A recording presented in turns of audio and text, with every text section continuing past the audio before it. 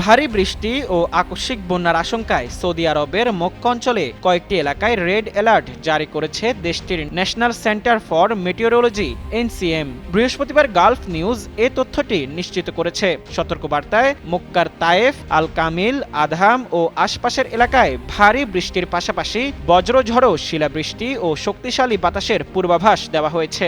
নতুন lily serum shampoo এখন শুধু শাইন না, দ্বিগুণ হেলদি সুপার শাইন।